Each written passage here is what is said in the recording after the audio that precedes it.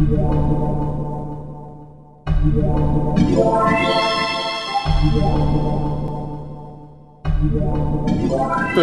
m'a demandé, la question c'était de savoir pourquoi une telle demande d'accompagnement. Bon, déjà, je vais me présenter, donc je m'appelle Pascal Cucchini, je suis auteur de la méthode MAPI, qui est une méthode qui a la prétention de regrouper les éléments structurants de l'accompagnement. Parce qu'effectivement, vous avez vu, on a des pratiques qui sont relativement disparates, hein, c'est ce que vous disiez. Moi-même, je suis tombé dans l'accompagnement par hasard. Je m'en souviens plus très bien, mais on m'a dit pareil, on m'a dit, fais comme ta copine ou comme ton copain, regarde, fais-toi ta propre idée. Et j'ai commencé à travailler comme ça, j'ai fait pas mal d'essais-erreurs, et l'idée c'était quand même de se dire à un moment donné, en fait c'est quoi accompagner et comment, quel cadre on peut se donner pour accompagner. Voilà, donc on a la prétention maintenant de formaliser au fur et à mesure des éléments structurants de méthodologie, pour essayer de se dire, bon, accompagner, il y a des règles, il y a des manières de faire, comme vous avez dit, la posture c'est compliqué, donc comment on peut tenir la posture dans des contextes différents, dans des situations différentes. Bon, c'est un petit peu ça sur lequel on va échanger. Mon travail aujourd'hui, c'est de commencer. Alors j'ai commencé par la question, c'est pourquoi une telle demande d'accompagnement. Donc j'ai essayé de faire un contexte un peu socio-économico-global pour essayer de comprendre pourquoi aujourd'hui l'accompagnement s'impose comme une forme de prise en charge dans l'ensemble de nos métiers. Hein. On restera si vous voulez, sur un périmètre qui est un périmètre d'accompagnement, de la formation, de l'insertion, de l'accompagnement social. Hein. Je ne parlerai pas du coaching ou de l'accompagnement des sportifs de haut niveau. Là, on est vraiment dans ce périmètre-là. Mais disons, l'idée, c'est de dire que l'accompagnement peut-être arrive, et c'est pas pour rien qu'il commence à s'imposer. Puis après, je voudrais vous proposer un petit exercice, des petits critères, on va dire plutôt, sur comment reconnaître l'accompagnement. Donc je vous propose 3 critères. Tous les témoignages, j'en ai déjà parlé, donc j'ai pratiquement plus rien à faire, mais comment on va les poser. Et puis après, ce que je voulais vous proposer, c'était des modalités d'application, c'est-à-dire regarder les critères et de regarder sur deux exemples. Alors j'ai pris quelque chose qui est d'actualité, c'est le conseiller en évolution professionnelle aujourd'hui. Donc j'ai pris les textes, j'ai regardé, on a trifouillé un peu, puis on a regardé si on retrouvait nos critères. Et puis je voulais vous parler d'un témoignage, parce que je sais qu'il y a beaucoup de formateurs ici. Moi je suis en région PACA, enfin le cabinet est à Aix-en-Provence, hein, en PACA, et donc on travaille sur le centre de formation, les 5 CRFP, je ne sais pas si vous en avez, vous, en Pays de la Loire, je pense que oui, vous savez, c'est des gros groupements d'organismes de formation pour des secteurs où il y a des besoins, pour des publics les plus en difficulté, et donc c'est un ICEG, et on a essayé de voir en quoi ce travail de méthodologie d'accompagnement pouvait impacter la formation, et je voulais vous faire quelques témoignages là-dessus.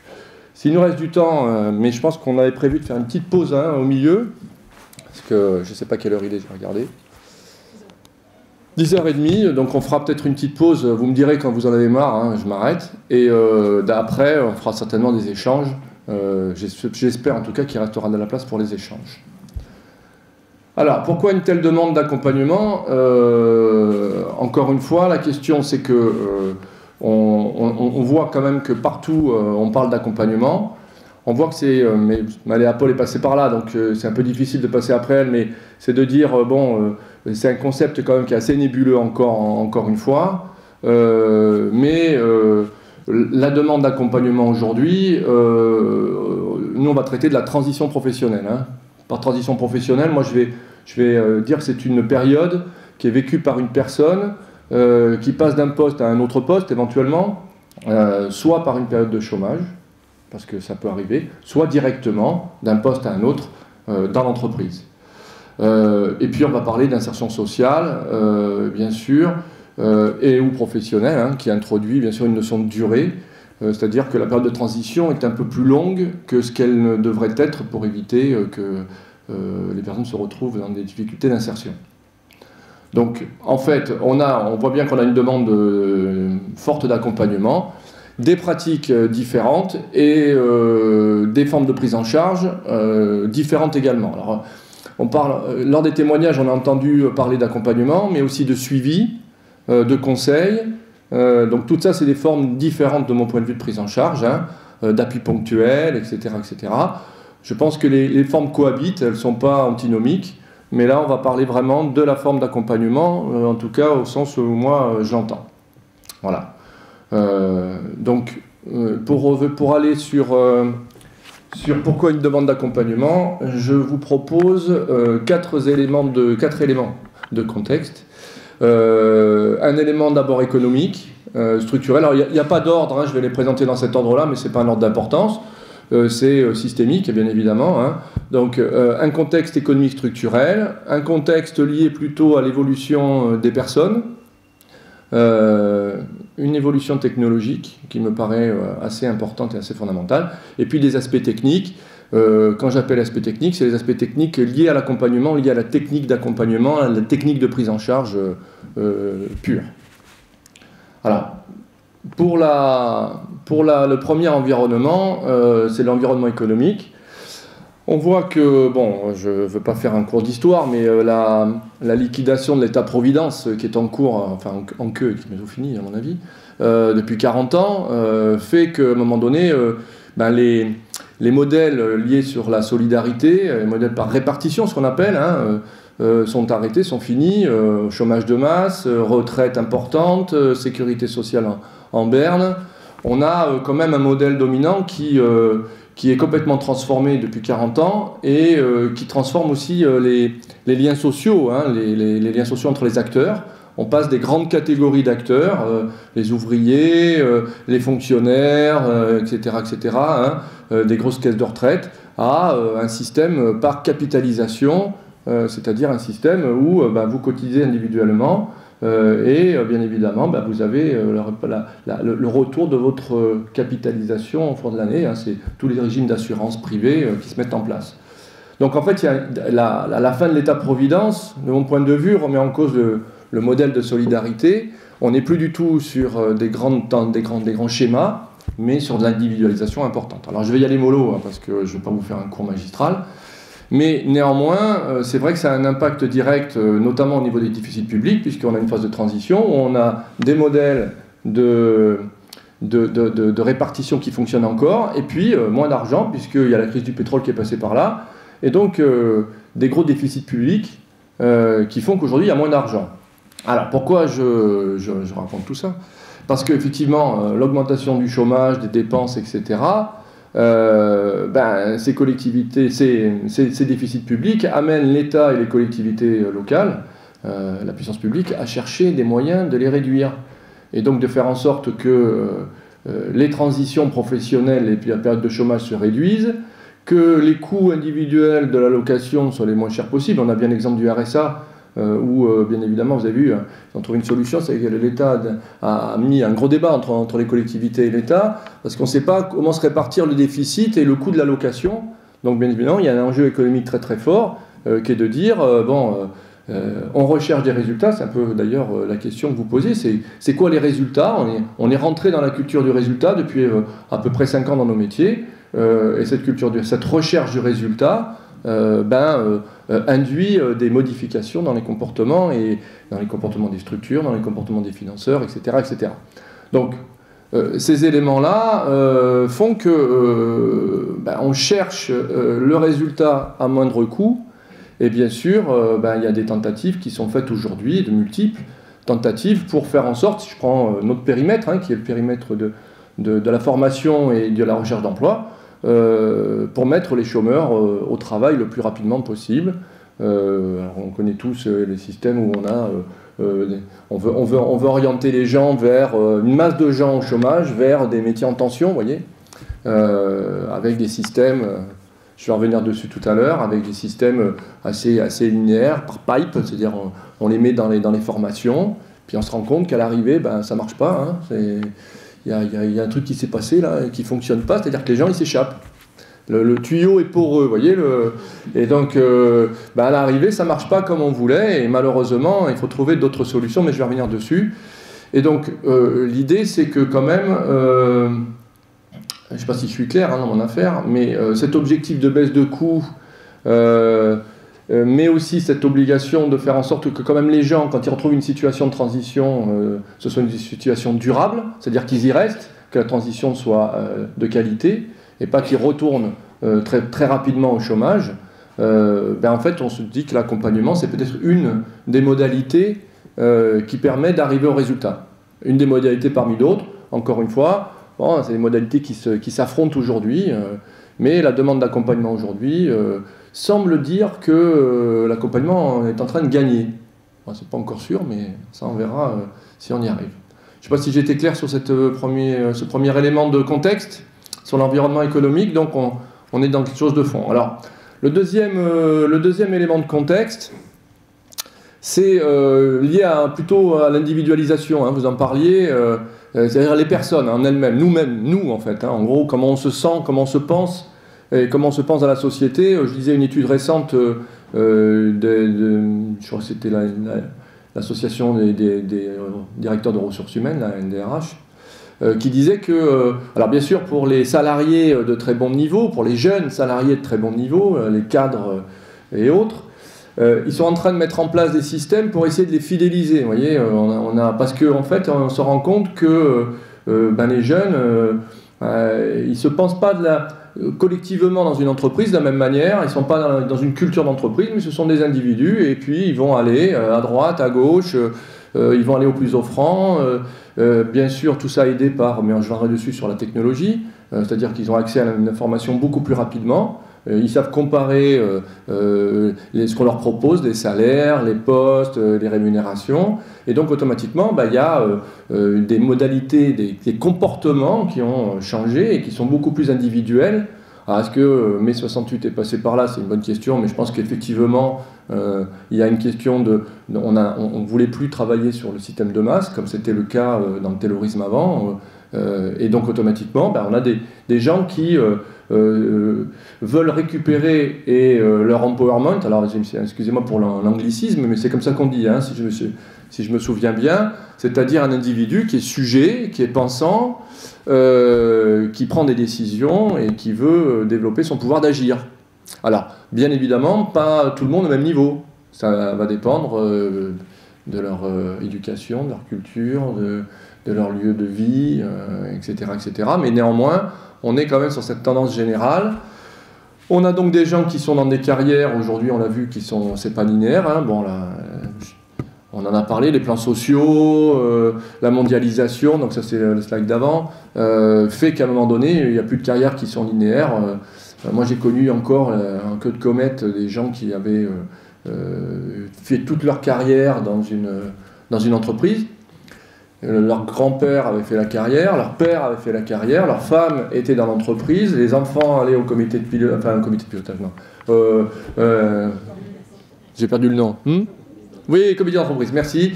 En vacances. Donc il y avait une vraie culture de la boîte et c'était très très fort. Et bien évidemment, quand les plans sociaux sont arrivés par là, c'est-à-dire qu'on leur a dit, monsieur, votre poste est supprimé, attention, c'est pas vous, hein, mais c'est le poste qui est supprimé. Il y a eu un vrai choc de culture. Je pense que les parents l'ont subi et les enfants en ont tiré les conséquences. Voilà. Et donc du coup, on se retrouve avec un environnement économique qui est hyper bougeant, des plans sociaux, c'est-à-dire vous rentrez dans une boîte, vous n'êtes pas sûr d'y rester, des fonctionnements néolibéraux, on va dire par marché, et donc automatiquement des carrières qui ne sont pas linéaires et qu'il faut gérer, notamment dans les phases de transition.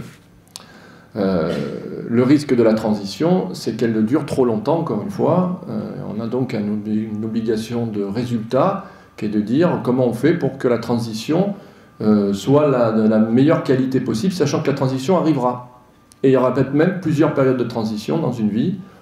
Normalement, on l'a tous vécu, je ne sais pas vous, mais moi, ça m'est arrivé. Et donc, on a cette grande tendance générale à la mobilité générale, fonctionnelle et géographique. Donc des parcours à sécuriser, et ces parcours-là, c'est de se doter d'outils qui permettent à un moment donné d'aider les personnes à retrouver rapidement du travail ou une nouvelle situation.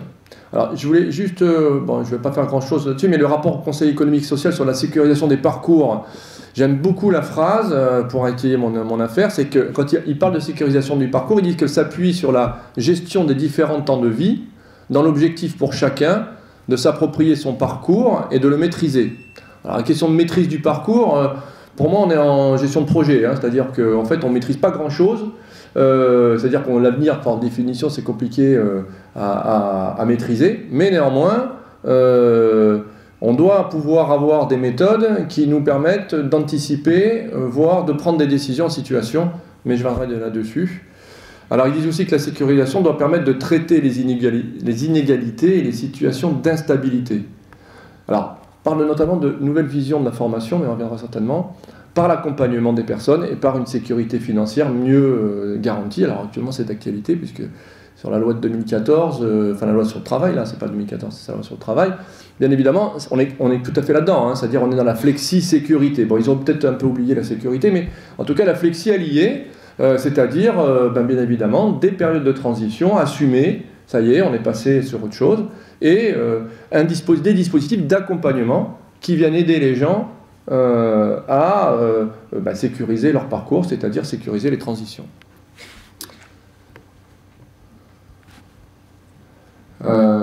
Oui, voilà, qu'est-ce que je voulais vous dire d'autre ? Oui, donc, excusez-moi.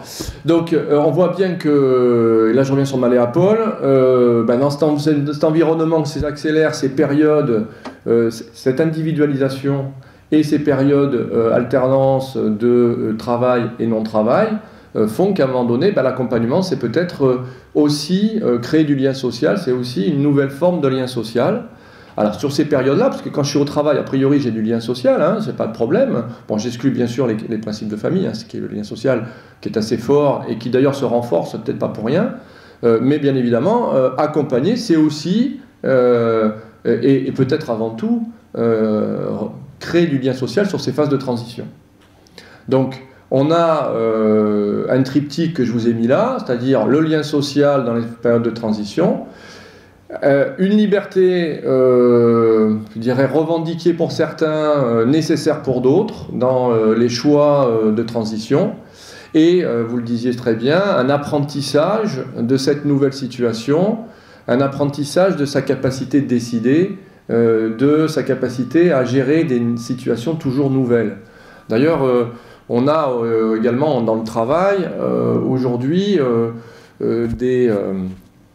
des tendances de dire, même un ouvrier, c'est plus la technique. Enfin, il faut qu'il maîtrise la technique, c'est une évidence. Mais maîtriser la technique ne suffit plus. Il faut aussi qu'il arrive à prendre des décisions en situation, parce que l'avancée technique, l'avancée technologique, l'avancée des marchés, quand il faut toujours avoir de nouveaux marchés différents, etc., etc., le travail par projet, tout ça doit faire développer de nouvelles aptitudes. Et ces nouvelles aptitudes, elles sont transverses, elles se retrouvent aussi dans les capacités à être en mobilité et à faire des choix au niveau des transitions professionnelles. Je ne sais pas si je suis clair. Je continue, ça vous va? C'est pas trop long, pas trop embêtant? Alors la technologie maintenant. Alors en quoi la technologie... pourquoi j'aime bien cet élément technologique? Parce que... pourquoi ça a un impact sur la demande d'accompagnement? Alors... ce qu'il y a, c'est que l'informatique, hein, quand on parle technologie, on va parler informatique. Vous n'êtes pas censé, vous disiez que vous ne vouliez pas du tout travailler avec l'ordinateur dans les entretiens, je comprends très très bien. Mais la question, c'est que l'ordinateur est partout maintenant. Hein, je veux dire, c'est la capacité de stockage des informations et la capacité de croisement des informations est assez important, enfin même énorme aujourd'hui. Donc ça veut dire quoi? Ça veut dire qu'aujourd'hui, à la fois ça favorise l'empowerment, d'accord, donc ça favorise pour les gens qui ont accès à cette technologie, hein, leur capacité à s'informer, à poser des candidatures par exemple, à aller voir ailleurs, etc., etc. On voit bien l'impact des réseaux sociaux sur la recherche d'emploi par exemple. Mais en même temps, c'est vrai que ça offre la possibilité à la puissance publique de gérer des budgets individuels. C'est-à-dire qu'on est en capacité aujourd'hui de suivre monsieur ou madame X de sa naissance à sa mort sur l'ensemble de ses dépenses, de son activité, de sa vie professionnelle, sociale, la sécurité sociale, la formation, l'insertion, la capitalisation, c'est-à-dire je travaille, je cumule des points, je suis en transition, je peux récupérer mes points que j'ai cumulés pour acheter de la formation, acheter de l'insertion, acheter comme on faisait sur les bilans de compétences, ou comme on fait toujours d'ailleurs sur les bilans de compétences pour les entreprises par exemple. C'est-à-dire, vous savez, on fait le shopping.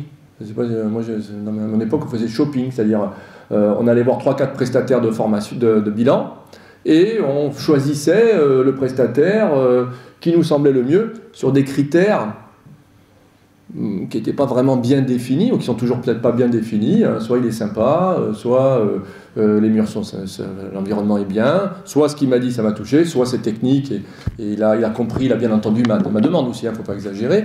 Mais on est dans cette logique-là, et d'ailleurs, bon, le DIF a commencé comme ça, maintenant c'est le CPF, hein, c'est ça, si je m'abuse. On est vraiment dans cette logique de capitalisation de l'information avec des changements de comportement là encore. Voilà. Pour l'instant, on est en phase de transition, donc on a 2 types de changements de comportement. Le changement de comportement pour moi qui est important, c'est que les gens vont arriver avec leur carte, bientôt leur téléphone, même plus besoin de carte, leur carte en disant voilà, moi j'ai un budget, et ce budget, eh ben, je peux le dépenser en formation, je peux le dépenser en action d'insertion, et donc qu'est-ce que vous me proposez? Et là, le praticien va se retrouver face à des nouvelles méthodes, des nouvelles techniques qui sont, de mon point de vue, enfin, les techniques d'accompagnement vont permettre d'amener la personne de passer d'une demande immédiate et de consommation à une demande structurée par rapport à un objectif, par rapport à un projet. Et il y a une vraie technique à aborder parce qu'on rentre de plein pied dans ces éléments-là. C'est pour ça que j'ai mis que par rapport à la consommation de prestations dans laquelle nous allons arriver progressivement, alors attention, on a aujourd'hui deux modèles. On a la consommation de prestations, c'est-à-dire, toujours pareil, les gens qui vont consommer de la formation, qui vont consommer de l'insertion éventuellement, du bilan de compétences, et puis d'autres qui vont être sous contrat quand même, hein, ceux qui n'ont pas cumulé assez de points, qui, eux, pour le RSA par exemple, on va être encore dans des dispositifs où c'est l'État qui descend le financement. L'État, les collectivités. Donc on est dans un cadre contractuel, ce sera encore un petit peu différent. Néanmoins, on a cette tendance, et c'est pour ça que l'accompagnement s'impose, de dire à un moment donné, ben, en fait, les gens vont être libres de leurs achats de plus en plus. Et donc, comment moi, en tant que praticien, je peux faire pour amener une personne à avoir une demande qui lui permette d'aboutir à un résultat. Et pas qu'il soit simplement de la consommation pure et dure. La demande, les histoires de demande explicite, demande implicite, c'est pas l'objet de la... Mais on est exactement là-dedans. Ça va sur cette technologie à peu près. Donc la technologie rend possible l'individualisation, elle le renforce et elle, je crois, impose l'accompagnement comme une démarche, une pratique dans un environnement contextualisé. Alors le dernier élément dont je voulais vous parler, et puis après si vous voulez on pourra faire la pause puisque c'est bientôt 11h, c'est la technique. Alors la technique, en fait c'est l'ensemble des outils, méthodes, processus qui sont mis en place pour réaliser une activité, hein, notamment l'activité qui doit produire un résultat. Et nous, notre activité, c'est l'accompagnement ou d'autres formes de prise en charge. Donc là, c'est une prise en charge d'une personne pour la mener à un résultat qui est surtout, souvent d'ailleurs, la sortie emploi, la transition professionnelle, j'aime à dire. D'accord, donc en quoi ces éléments techniques ont des effets sur la demande d'accompagnement? Ben, en fait, voilà. Est-ce que c'est un fantasme? Est-ce que je veux le croire ou est-ce que c'est la réalité? Mais je crois qu'on est sur la fin des mythes et légendes. Je vous explique, les mythes et légendes, bon, même s'ils ont les mythes ont souvent la peau dure, c'est-à-dire qu'en fait on sait que ça ne marche pas, mais on continue à le faire. Hein, je veux dire, en économie, on vit ça tous les jours. Hein, je veux dire, on sait que ça ne marche pas, mais c'est pas grave. Allez, on continue. Bon, il y a plusieurs mythes. Alors, je les ai mis là. Hein. Je ne sais pas si on voit grand-chose d'ailleurs. J'aurais dû faire un plus clair. Le premier mythe, c'est le taylorisme de la prise en charge. Alors le taylorisme, c'est ce que j'expliquais hein, tout à l'heure, c'était de dire, bah attendez, oh, là, il y a de l'offre d'emploi, là, il y a des besoins, là, on a plein de gars qui ne travaillent pas, allez hop, un peu de formation, on les met dedans, et puis, hop, ça va tourner. Je prends, vous en parliez tout à l'heure, j'ai un portefeuille, j'ai 350 personnes, Et puis, bon, hop, je les suis, je fais des entretiens tous les 3 mois, et hop, les plus autonomes vont trouver du travail, après, bon, pour les autres, on verra. Tout ça, c'est du taylorisme, on est d'accord, hein. C'est de la... Alors, c'est méchant taylorisme, mais c'est un peu ça, c'est un peu de l'organisation scientifique de l'accompagnement, vous voyez, de la prise en charge des gens. Et ça, bon, mais ça marche pas, hein. Alors, moi, j'aime bien, j'ai une littérature qui me plaît beaucoup, c'est le Conseil d'action stratégique qui est en lien avec le Premier ministre, qui écrit des trucs complètement intéressants et qui, dès 2011, dit les parcours types, il faut arrêter. Ça marche pas. Bon, 2011, on est en 2016. Bon, ça commence, hein, puisque maintenant, Pôle emploi fait de l'accompagnement renforcé. Et donc, ça a quand même un écho. Ils ont fait une étude comparative, ils ont bien vu que bon, ça ne marchait pas et qu'il fallait que les conseillers puissent avoir beaucoup plus d'autonomie qu'ils en avaient pendant un moment, où, vous savez, le cahier des charges, il était bien posé, il fallait faire le cahier des charges, hein. Vous n'aviez pas le droit de sortir un poil du cahier des charges. Ça ne marche pas, c'est mon premier mythe. J'ose croire qu'on ne reviendra pas dessus. Enfin, j'espère. Le deuxième mythe, c'est la logique de dispositif. Alors, celle-là, vous allez me dire, mais attendez, tous les jours, on a des dispositifs qui nous tombent, là, vous savez, la garantie jeune, le machin, le bide. Bon. Oui, c'est vrai, vous avez raison, c'est pas encore fini. C'est aussi peut-être dû à peut-être des conditions électorales qui arrivent, hein, c'est-à-dire à un moment donné, il faut quand même montrer qu'on fait des choses pour pouvoir dire que ça marche. Qu'on est actif. Maintenant, sur les résultats obtenus, j'ai un problème avec la logique des dispositifs très personnel, hein, c'est que ça tord la relation. Alors, je l'ai vu dans les bibliographies, vous avez Dominique Clavier qui est cité. Dominique Clavier, il a identifié 5 postures de conseillers pour faire une typologie, pour avoir des repères, hein. Alors, il y a un test qui est très sympa d'ailleurs, c'est quel est votre style de conseiller. Donc si vous voulez passer, n'hésitez pas, ça donne des repères. Et il y a un style de conseiller qui s'appelle l'instrumentaliste. Alors l'instrumentaliste, il a 2 caractéristiques. La première caractéristique, c'est que il adore les outils, c'est son truc. Il adore les processus, c'est son truc. Il n'est pas très à l'écoute des personnes parce qu'en fait, il est dans une logique de pipe, d'accord. Et la logique de dispositif, couplée à la logique de résultat, nous transforme un peu tous en instrumentalistes. C'est-à-dire que il faut à un moment donné rentrer les gens dans les dispositifs. Et c'est un peu instrumentaliser les gens que de dire, en fait, si le dispositif doit être rempli, la première personne qui arrive, mon objectif, c'est pas de savoir si le dispositif correspond à la personne, mais c'est plutôt de se dire, il faut que la personne remplisse le dispositif. Vous voyez l'instrumentalisation. Donc, bon, je vous renvoie à ça, mais pour moi, cette logique de dispositif ne fonctionne pas également, et elle doit être interrogée. Travailler par dispositif,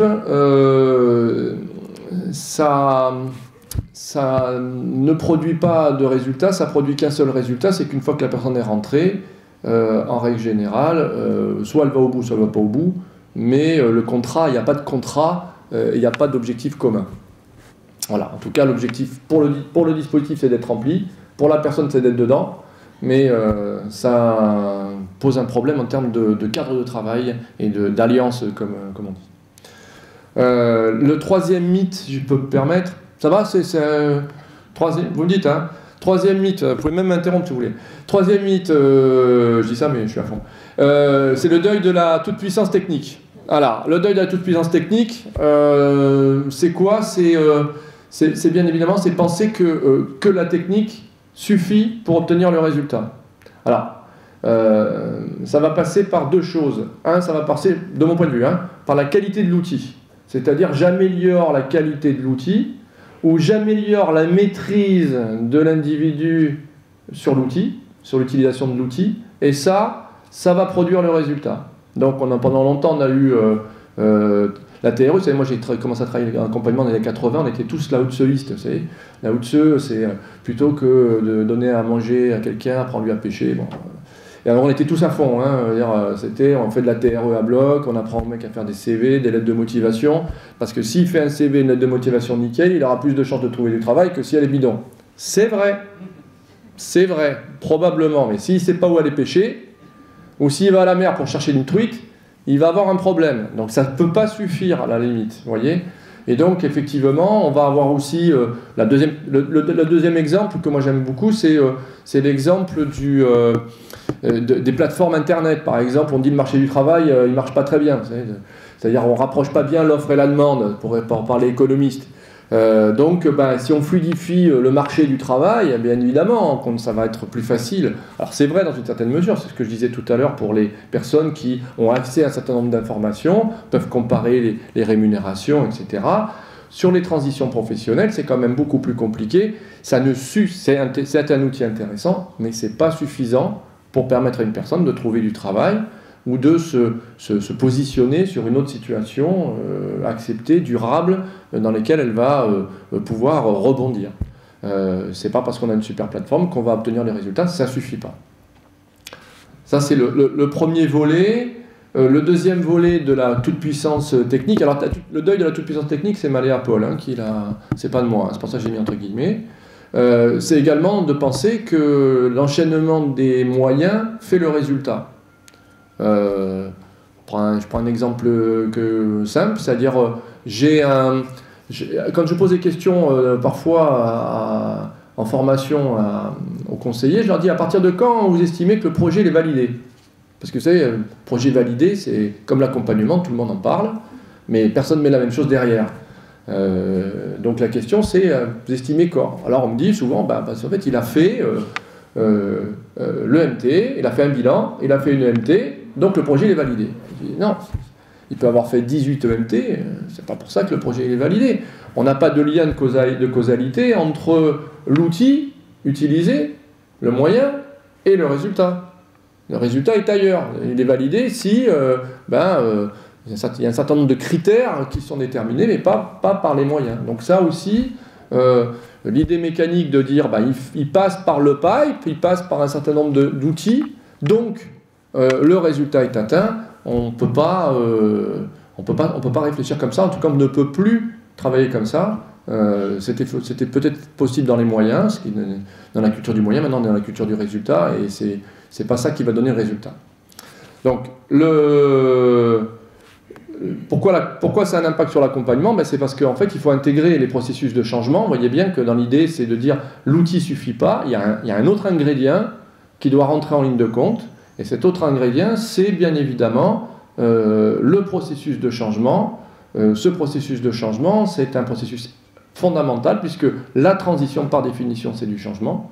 Et donc l'accompagnement, on devrait le coupler à l'accompagnement du changement, c'est forcément accompagner le changement, et si on n'a pas les mécanismes d'accompagnement du changement, la toute-puissance de l'outil ne peut pas suffire. L'outil n'est qu'un moyen, vous le disiez bien aussi également, des outils, il y en a plein, c'est pas l'utilisation qui est importante, c'est plutôt comment on les utilise, et pour quelle fin.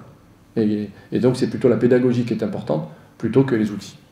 Vous voyez donc les éléments, donc recherche du résultat lié au déficit public, et une manière d'envisager l'économie, individualisation de la relation et de la personne, mais aussi fort besoin de transition, en tout cas habitude dans les transitions, plus ou moins douloureuses d'ailleurs, capacité technologique et capacité de stockage des informations, donc capacité de suivre individuellement chaque personne, et primauté technique, en tout cas combat sur quel est le niveau technique qui va remporter la bataille du résultat, fait qu'à un moment donné, effectivement, l'accompagnement est une forme de prise en charge qui a le vent en poupe. Alors est-ce qu'il gagnera la guerre, pour peu qu'il y ait une guerre? C'est une bonne question. Certainement que d'autres formes de prise en charge vont également perdurer. Mais néanmoins, aujourd'hui, c'est celle qui fonctionne. Alors, ce que je voulais vous proposer maintenant, parce que on a dit, c'est difficile de cerner ce qu'est l'accompagnement. Je voulais vous proposer, j'ai 3 critères avec des déclinaisons en termes de concept derrière. Alors, ça n'engage que moi, bien évidemment, j'ai perdu ma souris. Ça n'engage que moi, mais ce que je vous propose, c'est de voir ces 3 critères-là. Je vais essayer de les expliciter rapidement, et puis ensuite on regardera sur les 2 exemples si on peut reconnaître l'accompagnement ou pas. Alors il y en a peut-être d'autres des critères, il y en a certainement d'autres, mais bon, moi je me suis arrêté sur 3 parce que si on en met trop après, c'est pas, ça devient un tartare à la crème. Alors le premier critère, alors là pareil, hein, il n'y a pas d'ordre, on est sur des critères, j'ai commencé par celui-là, j'aurais pu commencer par un autre. Mais j'en ai déjà parlé d'ailleurs, hein, le premier critère, c'est s'inscrire dans un processus de changement. C'est-à-dire, il n'y a pas d'accompagnement si on n'est pas dans un processus de changement pour la personne qui est accompagnée. Donc,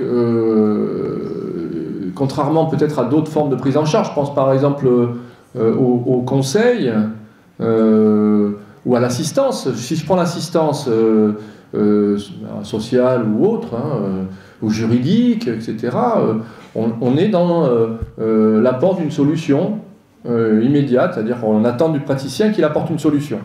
Dans l'accompagnement, on évite d'apporter des solutions, normalement. Pourquoi? Parce que l'accompagnant, il a par définition un statut d'expert, de celui qui sait. Donc il a un pouvoir automatique qui est souvent donné d'ailleurs par la personne accompagnée, qui aimerait bien que l'accompagnant lui trouve la solution. C'est-à-dire, trouvez-moi la solution parce que moi je suis un peu dans une période, c'est compliqué quoi. Hein. Et là, l'accompagnant, s'il fait de l'accompagnement, normalement il ne trouve pas la solution parce qu'il ne les a pas les solutions. Parce que les solutions c'est les siennes, mais ce n'est pas celles de la personne. Donc, s'insérer dans un processus de changement, en plus polymorphe, j'aime à dire, c'est-à-dire, c'est pas simplement le changement du résultat final, c'est-à-dire, il n'a pas de formation, il n'a pas de qualification, ou il n'a pas de diplôme au départ, et il a un diplôme à l'arrivée, ça suffit pas. C'est aussi cette période a produit dans son système à lui, ses critères, l'ensemble de ses critères.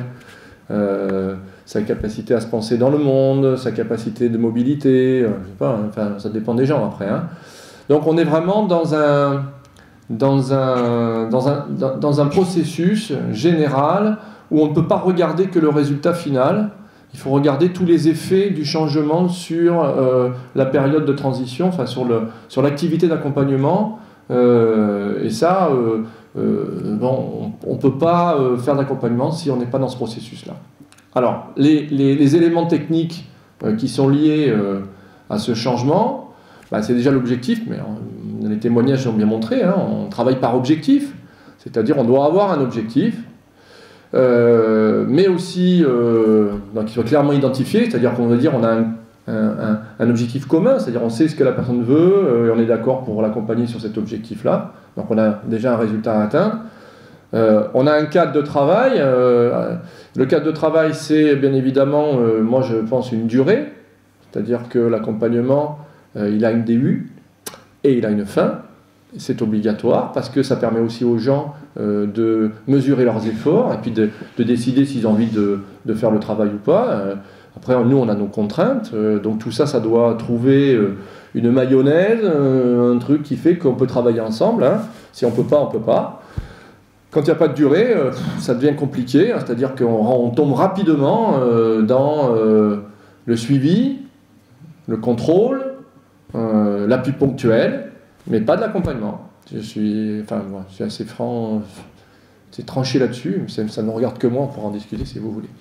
Donc la mise en place d'un cadre, c'est aussi que l'activité qu'on mène, elle s'inscrit avec des obligations, des droits et des devoirs, hein, si je prends le RSA, des contraintes, et qu'on ne peut pas tout faire, on ne peut pas faire n'importe quoi, et on est forcément dans ce cadre-là. Alors ça s'impose à l'accompagnant, ça s'impose à l'accompagné. C'est-à-dire que ce n'est pas l'accompagnant qui pose le cadre, de mon point de vue, mais l'accompagné et l'accompagnant travaillent ensemble dans un cadre qui est un cadre qui est donné, alors soit par l'institution, à plusieurs niveaux, soit par la conjoncture, etc., etc. Donc il faut un cadre. Donc déjà, si je travaille par objectif, si je m'inscris dans un cadre et que je l'utilise, ce cadre, pour fixer mon accompagnement, déjà, je commence à travailler sur des processus de changement, c'est-à-dire je commence à avoir des éléments intéressants pour amener une personne, passer d'une situation A à une situation B et à vraiment y passer. Parce qu'il est évident que, je reviens sur mon affaire de cadre, s'il n'y a pas, par exemple, une durée, je peux rester dans la phase de transition, dans le no man's land pendant longtemps. Et donc c'est un outil pédagogique, c'est pas pour embêter les gens. Hein. Et puis, comme je disais tout à l'heure, il faut aussi une évaluation à plusieurs niveaux. C'est-à-dire un système d'évaluation mis à disposition de la personne, mais ça on en reparlera peut-être, pour qu'elle puisse porter le regard sur l'ensemble des éléments d'avancement du processus.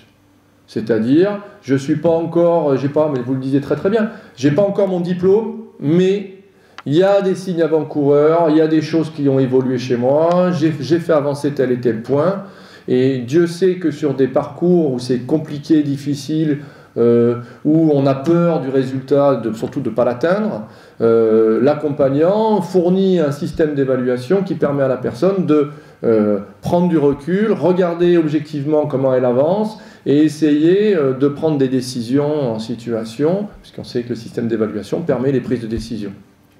D'accord ? Donc un système d'évaluation qui ne regarde pas simplement le résultat final, parce que sinon on rentre rapidement dans le placement, c'est-à-dire il faut que, on prend en main les choses, vous voyez, parce que si c'est moi, accompagnant, qui fait le travail, ça sera vachement mieux fait, et plus rapide en plus. Sauf qu'on a un paradoxe dans nos métiers, c'est que ça ne marche pas. Hein, Moi, je faisais ça, je peux raconter ma vie, 2 minutes, si j'ai 2 minutes. Quand j'ai démarré dans le travail, un peu comme vous, moi je suis arrivé, on m'a dit, bon, tu vois ta copine, elle va t'expliquer. Ok, je vais voir. Hein. Je ne savais même pas qu'on pouvait accompagner des gens à trouver du travail à l'époque. C'est les années 90. Et je ne sais plus pourquoi je dis ça. D'un coup, j'ai une chose. Et puis, ah oui, et puis au début, ce que je faisais, moi j'étais plein d'énergie, alors je me dis, bon, tu leur fais leur CV. Donc, je dis, bon, alors il faut faire le CV aujourd'hui, monsieur. Et là, il me regardait, bon, allez, je vous le fais. Hop, alors dites-moi, c'est quoi vos compétences? Et je faisais le CV. Après, il fallait passer à la lettre de motivation. Bon, alors maintenant, il faut faire la lettre de motivation. Bon, alors, je vous explique comment on fait une lettre de motivation. Et en fait, j'avais un blanc. Alors, j'avais pas le temps, j'avais envie que ça marche, etc. Donc, je lui faisais sa lettre de motivation. Puis après, je trouvais une offre d'emploi qui me semblait pouvoir l'intéresser. Je dis, ouais, j'ai une offre d'emploi qui peut vous intéresser. Vous vouliez répondre? Ouais, ça m'intéresse. Ouais. Bon, allez, je l'envoie pour vous. Voilà, c'était comme ça, moi, je vous jure. Hein. Et alors, je lui ai envoyé le CV, l'aide de motivation, puis après, il décrochait un entretien. Le problème que j'avais, c'est qu'après, je ne pouvais pas l'emmener en entretien. Je ne pouvais pas le faire à sa place, vous voyez. Ça ne marche pas, on sait bien. Hein.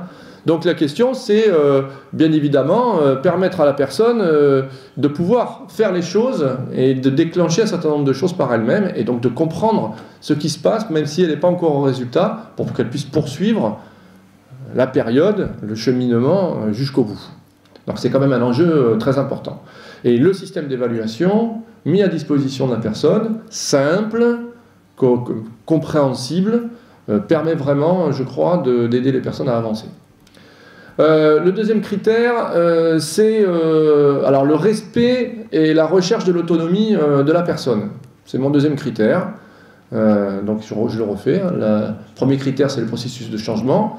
Le deuxième critère, c'est c'est le respect de l'autonomie. C'est-à-dire considérer qu'une personne, pour qu'elle puisse faire sa transition, mais surtout, également pour qu'elle puisse continuer derrière, mais vous l'aviez bien dit aussi, donc moi j'ai plus rien à dire, c'est faire en sorte qu'elle soit, alors, je la rends pas autonome, parce que c'est rendre autonome, vous voyez un peu le truc qui va pas là, il y a une dissonance là, quelque part. Je ne peux pas rendre quelqu'un autonome, c'est-à-dire j'agis sur son autonomie, non, mais par contre je peux lui laisser son autonomie, c'est plus intéressant. Parce que les gens, alors moi je ne suis pas psy hein, de base, mais il paraît que l'autonomie s'acquiert dans les 3-4 premières années de la vie. Donc on a une capacité d'autonomie parce que ça prend, et qu'après on peut plus ou moins la développer, plus ou moins dans cette échelle-là l'utiliser. Alors bien évidemment, plus je vais prendre la main, moins la personne va développer sa capacité d'autonomie, bien évidemment. Et donc il y a tout un apprentissage, il y a tout un travail à faire pour permettre à la personne de récupérer son potentiel d'autonomie ou de le découvrir simplement quand on en parle des jeunes en se disant je suis capable de faire. Alors bien évidemment, vous voyez l'impact de quelqu'un qui dit je suis capable de faire, je suis capable de faire ça, je réussis, si je fais, je réussis. Ça permet de débloquer les situations bien évidemment, et là je crois que cette quête de respect de l'autonomie est un élément fondamental pour se dire je fais de l'accompagnement. Alors on est vraiment, moi je parle à des formateurs, là, on est vraiment dans dans des liens forts entre l'éducation. Alors, il y en a qui parlent d'éducabilité, moi j'aime bien parler aussi de pédagogie, en fait, c'est la pédagogie de l'accompagnement. C'est comment j'amène une personne à faire par elle-même des choses pour lesquelles elle n'est pas armée, pour lesquelles elle ne sait pas les faire. Alors bien évidemment, on en parlait tout à l'heure, quand j'ai un cadre de haut niveau, il a un potentiel d'autonomie qui est quand même beaucoup plus fort. Il a surtout une conscience de son autonomie. Il a l'habitude, il travaille par lui-même. Quoique moi, j'ai accompagné des cadres de haut niveau et des fois, ils n'ont pas les... Pour eux, alors tous les jours, ils font du projet, ils montent des projets, mais pour leur projet à eux, c'est un cata. Donc après, il faut simplement leur dire, bon, voilà comment ça marche. On leur explique la méthode et les gars ils se disent, ah ouais, mais bien sûr, ok, alors je peux faire le lien entre ce que j'ai l'habitude de faire et pour les autres et ce que je fais pour moi. Oui, c'est pareil. Alors après, c'est beaucoup plus simple, bien évidemment, parce que le potentiel, il est là.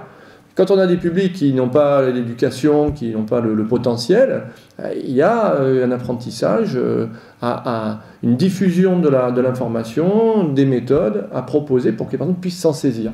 C'est plus difficile, c'est plus compliqué, mais c'est un vrai souci de mon point de vue pour arriver au résultat. Là, je suis parti là, j'étais à fond. Donc l'utilisation de ces ressources, bien évidemment, c'est ce que je disais tout à l'heure, et faire ses propres... Bon, j'ai tout dit d'un coup, donc je vais passer au critère suivant. Ça va celui-là, d'accord? Voilà, comme ça au moins je me suis lâché. Le troisième critère qui me paraît extrêmement important, même si ce n'est pas central, c'est la libre décision. Alors vous allez me dire, ça va un peu avec l'autonomie, mais pas tout à fait. La libre décision, c'est la capacité de la personne à décider par elle-même. Même prendre des décisions que moi je trouve un peu tordues. Voire que moi j'aurais jamais pris cette décision-là. Hein. D'accord ? Mais, alors c'est un critère un peu casse-gueule, parce que quand je dis qu'il faut respecter, enfin, il faut amener les personnes à prendre des décisions libres, bien évidemment, j'en ai qui comprennent, je reprends toujours mes postures de Dominique Clavier, ah ben d'accord, donc du coup, il fait ce qu'il veut. Non, c'est pas il fait ce qu'il veut, c'est dans un cadre qui a été posé, par exemple, on a un objectif, on a posé un parcours, ce que j'appelle un parcours prévisionnel, c'est-à-dire on a une référence de travail, dans cette référence de travail, il y a des décisions. Je rappelle que le parcours, la définition du parcours, c'est la suite des activités et des décisions qui jalonnent la vie d'une personne. Donc il y a bien des activités, j'agis, et puis après il y a des décisions. Ces décisions, elles sont liées au résultat que j'ai obtenu de mes activités, mais elles sont aussi liées à qu'est-ce que je vais faire comme activité future. C'est-à-dire, et là, on est vraiment dans un élément technique très important, c'est-à-dire l'accompagnement, c'est comment j'amène une personne à prendre des décisions, d'accord, à l'issue d'une séance de travail. C'est-à-dire comment je l'aide dans la prise de décision. Pour l'aider dans la prise de décision, d'abord il faut que je la repère, c'est-à-dire par exemple je fais un entretien, je vous prends cet exemple-là, moi j'adore ça, je fais un entretien, j'ai une séance de travail qui s'appelle un entretien. Je fais un entretien et j'essaye de repérer avec la personne, en toute autonomie, la décision qui est le résultat attendu de cet entretien, voire de cet enchaînement d'entretien. Par exemple, je sais pas, il veut faire, l'objectif c'est qu'il fasse un CV, la décision c'est quel type de CV j'ai envie de faire. Pourquoi faire, par exemple, voyez ? Et à partir de là, quelles sont les informations que la personne doit avoir, d'accord, doit posséder pour pouvoir être en capacité de prendre la décision. Alors là, j'ai pris le CV, mais c'était un peu nul. Je vais en prendre un autre, par exemple, sur un parcours. J'ai un jeune, j'ai eu ce cas-là la semaine dernière, j'ai un jeune, il hésite, il va voir quelqu'un, un conseiller d'administration locale, puis il hésite entre boulanger et menuisier. Bon, rien à voir, mais bon, il hésite. Donc la question de sa problématique de parcours, c'est la décision libre qu'il doit prendre, c'est est-ce que je fais boulanger ou est-ce que je fais menuisier ? Pour moi, c'est très très clair. Après, la question, c'est de quelle information il a besoin pour pouvoir prendre cette décision-là et comment je vais le faire travailler avec lui, quelles activités on va mettre en place pour qu'il puisse avoir la capacité de choisir. Pour qu'il choisisse, il faut qu'il sache, je vous le fais rapidement, hein, ce qu'est le métier de boulanger et qu'il trouve éventuellement une réalité du métier de boulanger qui correspond à ces représentations qui vont évoluer au fur et à mesure de sa découverte. Faire pareil du côté du menuisier, comparer les deux et se dire, bon, je fais quoi ? Je vais dans quel métier ? Voilà, on est exactement dans ce type de décision-là. Et donc, vous voyez que repérer la décision libre, c'est un processus construit, un acte pédagogique, c'est-à-dire que ça construit toute la démarche. Et là, on est en pleine méthodologie, c'est-à-dire à un moment donné, ben, je repère la décision au niveau du parcours, je peux construire le parcours, je repère la décision au niveau de l'étape, je peux construire mon étape, je repère la décision au niveau de mon entretien, je peux faire mon entretien, etc. etc. La décision libre, c'est l'élément central qui va structurer la démarche et qui va permettre au praticien d'amener la personne progressivement dans ses choix de changement. Voilà. C'est nécessaire pour un résultat durable. Pourquoi c'est nécessaire pour un résultat durable? Parce que tout compte fait, je ne sais pas si le résultat obtenu est le bon résultat. Pourquoi? Parce que on a un problème, c'est que ce résultat est dans le futur. Et donc, on n'est pas Madame Irma, on ne peut pas savoir si ça sera bien ou ça ne sera pas bien. Mais par contre, on sait que si la personne elle a décidé de rentrer en formation, par exemple, son travail les organismes de formation sur ces questions-là, puisqu'on a des stagiaires, ils rentrent en formation, et puis un mois après, ils claquent. D'accord? Pas qu'en formation d'ailleurs, hein, sur tout un type d'action, on a des stagiaires qui rentrent, et puis un mois après, il y a, vous savez, la courbe de l'adulte en formation, là, je ne sais pas si vous avez fait ça, moi. Et donc, en fait, effectivement, bah, ils descendent, au début c'est tout beau, ils découvrent, et puis au bout d'un moment, les efforts, et puis il n'y a pas de sens, et donc il y a un truc qui se passe, et donc on a travaillé là-dessus, on s'est rendu compte que ce qui empêchait de claquer, d'abandonner, ben c'était cette fameuse libre décision, c'est-à-dire aider les stagiaires, on peut même le faire pendant la formation, c'est pas grave, c'est jamais trop tard, à donner du sens, pourquoi il est en formation et qu'est-ce qu'il va en faire derrière, et donc lui redonner la décision, c'est lui qui la prend. Une fois qu'il a pris la décision, il peut ensuite développer des mécanismes, ce qu'on appelle des mécanismes d'engagement, qui font qu'à un moment donné, il se dit, ben, en fait, c'est moi qui ai pris la décision. Ok, la situation n'est pas parfaite, parce que ça n'existe pas une situation parfaite, c'est pas la situation que j'avais rêvé, mais comme j'ai pris la décision, derrière, j'aurais plus tendance à continuer dans le même sens. Voilà, ça c'est des apports théoriques, si ça vous intéresse. Et c'est très central dans nos métiers, parce que ça permet aux personnes de développer en toute autonomie leur capacité à se maintenir dans la situation B, qui est une situation qui de toute façon n'est jamais la situation idéale, et n'est jamais la situation dans laquelle je m'étais projeté. Voilà. C'est mon troisième critère. Donc, alors moi j'ai essayé une définition aussi. Donc, en conclusion, je me suis amusé à faire une définition. Je dirais, alors c'est la mienne, hein, accompagner, c'est aider une personne à passer d'une situation A qui est connue, qui est définie par un certain nombre de critères, d'accord, j'ai un poste ou je n'ai pas de poste, j'ai une qualification, je n'ai pas de qualification, je suis mobile, je ne suis pas mobile ou je suis mobile dans un secteur géographique, etc., etc. J'ai une organisation de la vie privée, etc., à une situation B, qui est une hypothèse de travail au démarrage, on est bien d'accord, hein, c'est une hypothèse, c'est ce vers quoi j'ai envie de tendre, qui peut bien sûr changer en cours d'accompagnement, et puis qui est décidé au bout d'un moment librement comme le résultat à atteindre par cette personne, une fois qu'elle, bien sûr, je pourrais rajouter, une fois qu'elle a les informations pour décider de l'atteindre. Je vous le fais en schéma, parce que je ne peux pas résister. Vous le voyez là, c'est bon? D'accord? Alors le schéma, il est comme ça. L'idée, c'est quoi? Si j'ai la place ou pas? Oui, j'ai le fil. Je suis ici, ça c'est mon parcours en accompagnement. Je suis ici, la personne est en situation A. Elle est définie par un certain nombre de critères. À T0, il y a certains critères qui sont fixes et certains critères qui sont variables pour elle. C'est-à-dire, il y a des choses qu'elle est prête à faire bouger et des choses pour lesquelles aujourd'hui, c'est pas possible. C'est pas grave, c'est comme ça, parce qu'elle est dans sa situation A. Bien sûr, quand elle vous dit, ben, moi je veux bien aller faire menuisier par exemple, c'est-à-dire elle se projette dans la situation B, elle se projette avec ses critères. Et c'est là que souvent les praticiens, ils ont les cheveux comme ça, parce qu'ils se disent, mais en fait on ne va jamais y arriver. Parce qu'en fait elle veut bien aller bosser, mais, et c'est là que ça commence, celui-là il est fixe, celui-là il est fixe, celui-là il est fixe, celui-là il est fixe. Alors il y en a 2 variables et il y en a 25 fixes. Histoire de dire, bon, le changement quand même, ça me fait peur, quoi, hein, d'accord? Donc la question c'est bien évidemment de prendre ça comme un élément d'information, et c'est intéressant, vous voyez, dans le processus de changement, de se dire, bon ben la personne, en fait, elle a des critères fixes.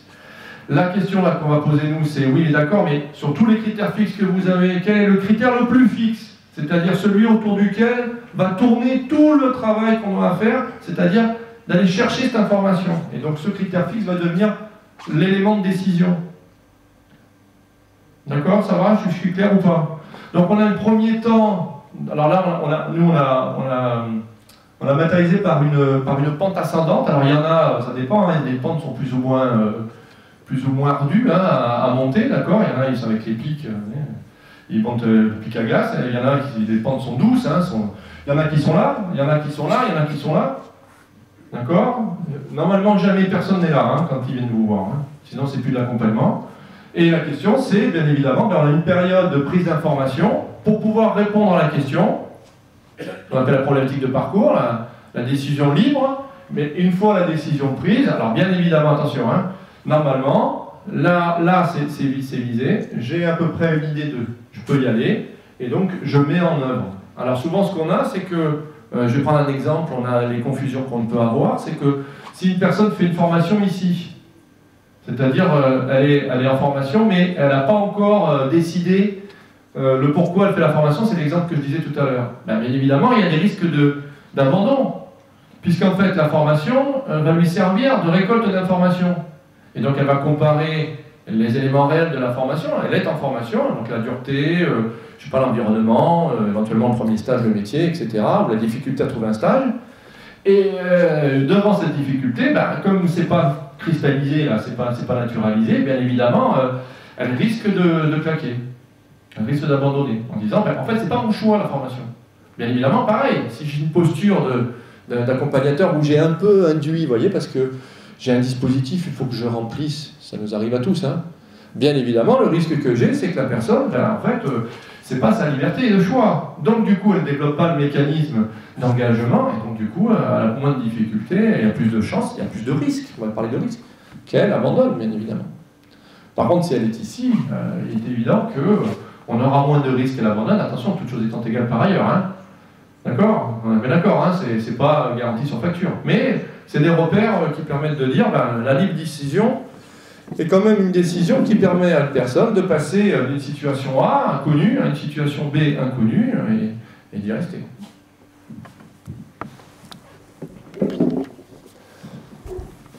Alors après, l'objectif, notre enjeu à nous, c'est les critères fixes, il faut tous les rendre variables. Hein. On est d'accord? Plus on rend de critères variables, plus on aura de critères variables, plus la mobilité fonctionnelle sera, et géographie, enfin, le passage à B sera possible. Mais ça, c'est un travail dans la première partie qui va s'amener progressivement. Et c'est pour ça que le système d'évaluation, il faut le donner à la personne. Hein. Moi, c'est pas dans la tête du conseiller, hein, c'est la personne, on pose ses critères et puis petit à petit, on regarde avec elle qu'est-ce qui commence à varier. Et on voit qu'il y a beaucoup de choses qui commencent à varier parce que, en fait, tout compte fait, il faut retrouver un équilibre systémique, vous comprenez? Et donc, automatiquement, la phase de transition, c'est une phase où on va être perturbé. Et c'est pour ça qu'on a un accompagnateur, parce que c'est pas facile d'être perturbé dans ce qu'on connaît, dans ce sur quoi on s'était bien posé à un moment donné, et il va falloir encore bouger, parce que des fois, c'est la troisième fois. Et ben c'est pas facile. Et là on a un accompagnateur qui nous dit mais attendez, moi je vais vous présenter comment on fait, je sais pas ce qu'on va faire, je sais pas comment vous allez vous en saisir, mais moi je vous montre comment on fait, expert sur la forme, et la personne est experte sur le fond. Bien. J'ai fini ma partie critères. Est-ce que ça vous va sur ces critères? Oui, il y a une question. Merci monsieur.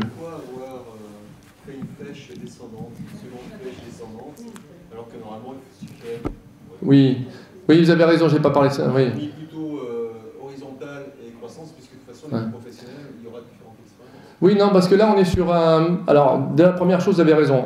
Pourquoi j'ai pas fait ça? C'est parce que, en fait, je vous ai pas expliqué le petit rondin, là, tu vois. En fait, ce qu'on appelle un point de bascule.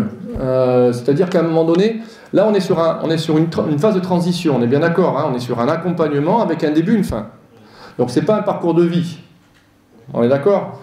Ça, c'est la première chose. La deuxième chose, c'est qu'effectivement, le changement, on ne sait pas quand est-ce qu'il va intervenir réellement. C'est-à-dire qu'à un moment donné, on va se lever le matin, on aura fait du travail et on aura l'impression que ça n'aboutit à rien. Et puis on va se lever le matin, vous prenez la douche, et puis d'un coup, paf, le truc il vient. Vous voyez, il n'y a rien de mécanique là-dedans. On est dans quelque chose qui n'est pas linéaire, qui n'est pas systémique. les sismologues disent, ils repèrent, comme ils ne savent pas quand est-ce que l'éruption va sortir, alors c'est une image, hein, ils parlent de signes avant-coureurs. D'accord? C'est-à-dire, on a des signes avant-coureurs, mais on ne peut jamais prévoir quand est-ce que véritablement les choses vont basculer. Donc, il est évident qu'avec ces techniques-là, l'idée, c'est qu'on cherche que la personne bascule de la situation A à la situation B. Tant qu'elle est dans la première partie, elle est dans la situation A. D'ailleurs, c'est très intéressant, c'est aussi ménager le changement que de lui dire, à un moment donné, vous êtes dans la situation A, tant que vous n'avez pas décidé, on reste dans la situation. Il n'y a rien qui va...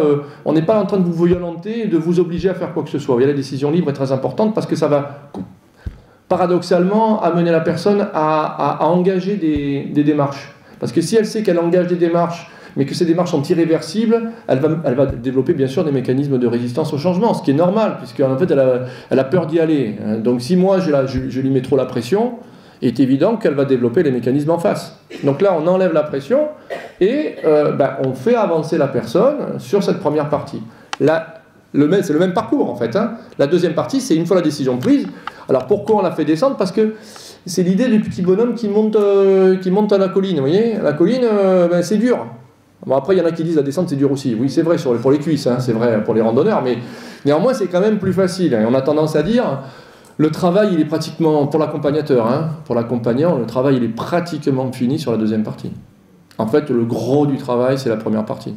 C'est là où la personne a besoin, véritablement, de tout le dispositif qu'on peut mettre en place, toute l'écoute, la prise de réflexion, le recul, les outils, les méthodes, les systèmes d'évaluation qui vont lui permettre, la structuration, le cadre, qui vont lui permettre d'avancer vers un inconnu qui n'est pas tout à fait confortable. Donc la période A, elle n'est pas confortable. La période B, elle est quand même plus confortable. Hein. D'accord? C'est de la mise en œuvre, ce qu'on appelle. Je voulais proposer deux illustrations. Alors, la première illustration, c'est le conseiller en évolution professionnelle. On en parle beaucoup. Je sais qu'il y a beaucoup de débats. Nous, on essaye de le traduire par rapport à notre prisme, hein, parce que vous avez bien vu qu'on a un prisme... un regard sur l'accompagnement de certaines manières. Hein. Et donc, je voulais vous en parler avec vous parce que, d'abord, on est sur une tendance lourde, si je peux me permettre. La loi de 2014, c'est une loi qui vient et qui change beaucoup de choses, notamment sur la formation professionnelle. Vous avez vu la modularisation, etc. Le contrat, là, le CPF, là, d'accord, donc on en a parlé déjà.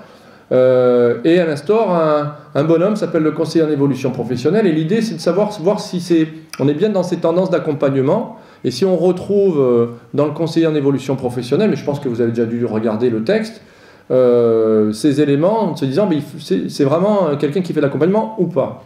Alors moi je me réfère au texte du CNEFOP, je ne sais pas si vous avez sur le site du CNEFOP qui est Conseil national de l'emploi, de la formation et de l'orientation professionnelle. Ils ont fait un document qui s'appelle Repères, et qui est très intéressant parce que si on lit la loi, c'est un peu fatigant au bout d'un moment. Parce que là, c'est une traduction opérationnelle et ils ont fait un référentiel d'activité et de compétences, un REAC, sur le conseiller d'évolution professionnelle qui est tout à fait illustrant et intéressant que je vous recommande. Donc on va regarder... c'est ce REAC-là, enfin c'est ce document-là qui est ma base de travail aujourd'hui. Et ils ont posé 6 caractéristiques du CEP. Alors je vous les propose comme ça rapidement, hein, mais pour faire les liens avec ce que je vous ai raconté tout à l'heure. Alors premier critère, première caractéristique, c'est un facteur de sécurisation des parcours. Donc c'est un élément dans la sécurisation des parcours. C'est à l'initiative de la personne active. Alors ça, moi, ça me paraît très important parce que vous voyez bien qu'on est bien dans cette logique de dire on sécurise, mais c'est la personne qui est demandeuse. D'accord? Elle repose sur... Alors là, on a un conseil, un accompagnement, un suivi. Donc là, on a toutes les formes. Hein, on est tranquille comme ça, on ne se mouille pas. Alors je ne sais pas si c'est parce que ce n'est pas encore bien défini ou si c'est parce que stratégiquement, effectivement, ça peut être un conseil. Mais je vois mal un conseiller en évolution professionnelle poser un conseil. Il vaut mieux qu'il pose un accompagnement. Mais enfin bon, ça c'est moi. Processus itératif, ça veut dire quoi? Ça veut dire que effectivement, c'est pas un processus linéaire. qu'il y a des allers-retours, des questionnements, je pose une hypothèse, je reviens dessus, je repose une autre hypothèse, je reviens dessus, jusqu'au moment où je trouve une bonne hypothèse, et hop, je peux basculer. Donc on est dans un processus itératif. Ça repose sur les principes de neutralité, de confidentialité, de gratuité. Alors, bon, là, on est à cheval entre le tout libéral, c'est-à-dire la personne elle a ses budgets et puis c'est elle qui va faire son shopping, et le tout contractuel, c'est-à-dire il y a des dispositifs, tu rentres dedans. Excusez-moi pour les dispositifs, je ne dis plus. Il y a des actions financées par l'État, tu rentres dedans et tu fais ce qu'on te dit de faire. Voilà, en gros. Hein. Sur les actions de formation, c'est un petit peu ça aussi, c'est pareil. Il y a des titres et tu fais l'ensemble du titre, même si toi, tu as besoin que d'un module ou d'une activité. D'accord ? Le CEP, c'est celui qui garantit la bonne orientation, de mon point de vue. C'est celui qui va aider la personne à bien s'orienter vers le dispositif, donc à bien consommer son budget. Ce serait dommage quand même qu'il a 100 € pour consommer, et puis il a son copain qui rencontre dans le bus et qui lui dit « Ouais, moi j'ai fait ça, c'est super ». Il va voir son conseiller et il lui dit « Bon, moi je veux faire ça », l'autre il fait « D'accord ». Et puis quand il va en formation, il se rend compte que c'est pas du tout ça qu'il voulait faire. Sauf qu'après, il n'a plus rien. Hein. Tu as 0 au niveau du budget, hein, donc c'est pas possible de revenir dessus. Hein. Donc ce serait dommage, vous voyez, c'est dans l'économie de la rareté, on est vraiment dans une posture où il faut amener la personne à prendre des bonnes décisions, hein, et donc le niveau 1 est très important. Et puis ça permet aux bénéficiaires de conserver une trace de son bilan. Oui, le conseiller évolution professionnelle, il va à la fois conseiller et il va orienter. C'est pour ça que je disais que tout à l'heure par rapport à votre question, peut-être que il va pouvoir amener des gens à travailler sur des actions qui correspondent aux étapes de cheminement dans lequel il est au moment où il y est. Bah, pourquoi pas. Mais maintenant, comme c'est à l'initiative de la personne active, ça veut dire qu'on a un certain nombre de contraintes. Et ma 6e contrainte, c'est qu'il faut conserver une trace de son cheminement. De mon point de vue, il faut avoir un référent, c'est-à-dire le conseiller en évolution professionnelle. Il va proposer avec la personne, construire avec elle, c'est marqué, leur co-construire, un parcours d'évolution professionnelle, c'est-à-dire la trace de tout, du début jusqu'à la fin, une vraie stratégie pour que la personne puisse s'y référer et utiliser les actions, ou en tout cas utiliser les actions qui arrivent au moment où elles arrivent.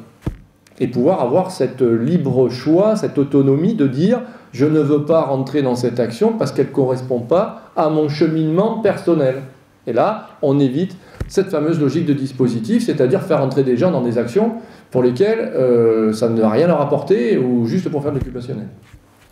Alors, vous voyez, on est quand même dans quelque chose d'assez, je trouve, modifiant, hein, si je peux me permettre. Et ça, c'est pour tout le monde. Hein. C'est-à-dire que vous savez que c'est Cap Emploi, Pôle Emploi, enfin, tout le monde devra passer par le conseiller en évolution professionnelle. Alors, 3 niveaux, là j'ai pris les missions transverses, et puis après je vais revenir sur les niveaux. Vous connaissez niveau 1, niveau 2, niveau 3.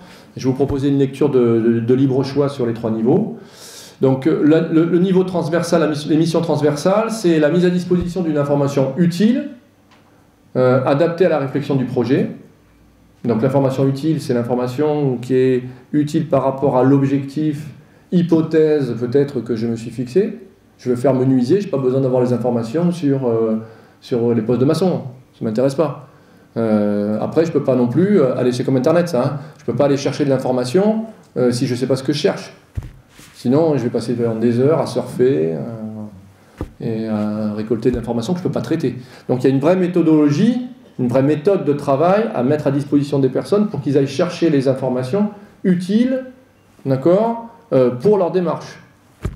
L'apport de méthodes et d'outils pédagogiques, d'aide à la décision et l'accompagnement à leur utilisation. Vous voyez, là, moi je traduis peu, enfin c'est écrit dans le texte, je dis rien de plus, je pense que c'est assez explicite, hein, c'est ce qu'on parle depuis tout à l'heure, c'est-à-dire l'accompagnateur, il apporte des méthodes, il apporte des outils, il permet à la personne de les utiliser en toute autonomie. Et définition partagée d'une alliance de travail entre le bénéficiaire, son conseiller, les modalités d'accompagnement, le suivi personnalisé, ainsi que les engagements réciproques. Donc là, on est bien dans la fixation d'un cadre de travail accepté, reconnu, et dans lequel l'accompagnant et l'accompagné se mettent pour travailler ensemble. Oui ? Est-ce qu'il y a une durée dans le temps ? Alors, pas fixé, mais nécessaire. C'est-à-dire que la durée dans le temps, de mon point de vue, alors il y a deux choses, ça dépend si on parle des niveaux, hein. Mais dans les niveaux, il n'y a pas de durée. Donc il faudra qu'il y en ait une de toute façon, c'est obligatoire, parce qu'il faudra bien qu'il y ait un périmètre, c'est-à-dire un début, une fin. Par exemple, nous on travaille actuellement sur ces opérationnalités de fonctionnalités de conseiller. La question du niveau 2, c'est je dois faire le diagnostic et la co-construction de parcours, ça dure combien de temps, hein? Et combien de temps, combien d'entretiens je mets, et ça, il faut absolument que ce soit fait. Pourquoi? Parce que on peut le comprendre tout à fait, c'est-à-dire que si j'ai une durée, je sais l'effort à fournir. Si j'ai pas de durée, comme c'est un truc qui est quand même assez contraignant, embêtant, et qu'il faut réfléchir à des choses que j'ai pas envie forcément de faire, bien évidemment, je vais avoir tendance à remettre à demain ce que je dois faire. Et ça, c'est le rôle de l'accompagnant, de donner du cadre. Le cadre structurant, c'est aussi de dire, voilà, c'est 3 entretiens, ça va se passer comme ça, c'est sur un mois, quitte ensuite à déborder, on n'est pas les sauvages, hein. Mais quand même, on a un mois pour atteindre ce résultat. Et ça donne un cadre structurant aux personnes, c'est de l'encadrement, hein, sans lien hiérarchique, c'est-à-dire que je ne peux pas lui imposer de le faire, donc j'ai besoin de sa libre décision pour savoir s'il est d'accord pour rentrer avec moi là-dedans. Mais néanmoins, il faut quand même qu'il y ait du cadre. Donc le législateur, a priori, moi j'ai pas vu, ne fixe pas de durée sur chacune des missions, reste aux opérateurs à poser un cadre structurant pour que les gens puissent atteindre leurs résultats au mieux. Ça va? D'autres questions? Vous voyez, donc on retrouve quand même dans les missions transversales des éléments intéressants de l'accompagnement.